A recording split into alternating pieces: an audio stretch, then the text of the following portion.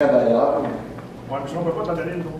Non, non. L'autre, qu'est-ce que le jury pourrait te donner, il faut que tu te demandes. Il ne peut pas te donner ce que tu Ben moi, je vous le dis, l'application de la loi. C'est quelque chose qui a enlevé, ça. C'est ça qui est posé comme question devant vous. Mais j'ai pas terminé, j'en ai des questions aussi. En fait, c'est les séquelles. Ah oui? Certaines séquelles, puis le salaire, entre autres, mon père. Mais c'est quel, des fois, c'est pire que le salaire. On ne peut pas lui donner, je ne demande pas. Ce qui veut dire, c'est qu'il ne veut pas faire des millions avec ça. Il veut Bon, pas. je vous permets. Compensation de sa vie de couple, compensation de toute sa vie. Juste un petit instant, mais je voudrais citer Jessica Thibodeau à comparaître comme témoin. Vous pourrez lui poser les questions. Il n'y a pas d'assermentation ici. Je vous demanderai de changer de chaise. Monsieur Thibodeau, vous pouvez rester là. Mais sinon, vous pouvez changer de place. Là. Donc, je vais faire produire devant vous ma première citation comparaître. Comme vous voyez, c'est pas compliqué quand les gens sont libres et volontaires de venir dire qu'est-ce qu'ils en pensent. Il y a deux raisons pourquoi que Mme Thibodeau va être questionnée par moi. La principale, puis j'en profite pour parler de ça, pardonnez-moi du délai, c'est que les témoins qui se présentent ici devant le grand jury, devant vous, sont totalement immunisés en vertu de l'accord de rente signataire qui est le Canada est signataire. Et le tribunal ici, tel qu'il est décrit dans la Constitution, mesdames et messieurs, que vous avez accepté, c'est dans la procédure du tribunal de protéger ses témoins.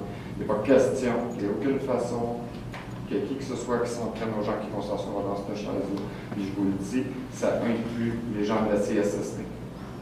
S'il y a quelqu'un dans vous autres ici ou de n'importe quel autre organisme qui veut citer quiconque à comparaître, on a les pouvoirs, non seulement de défense s'asseoir là en contrainte, je peux émettre des ordres à des corps policiers pour les mandats d'arrestation et les mandats d'amener. C'est parfaitement légal, je vous l'ai dit, quand j'ai 800 ans. Mais en échange, le témoin est immunisé. S'il y a quelqu'un ici qui vient avouer des crimes, comme le bras, j'ai tué 800 000 personnes,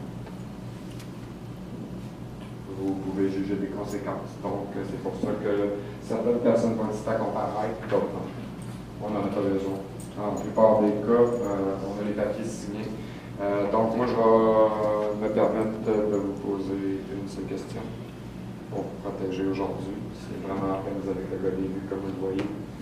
Est-ce que votre père va survivre longtemps? Est-ce qu'il est arrivé comme maladie professionnelle, vous pensez? On n'en a aucune idée. Une journée à une autre, ça peut être fatal. On n'en a aucune idée.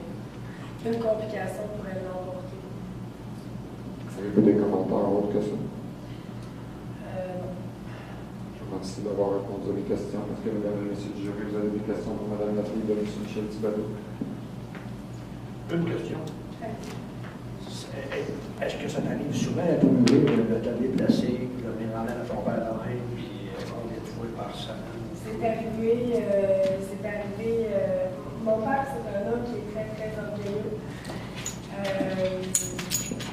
Mais dans le très, très orgueilleux.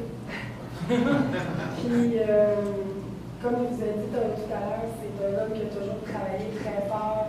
J'ai vu mon père travailler puis 24 heures sur 24.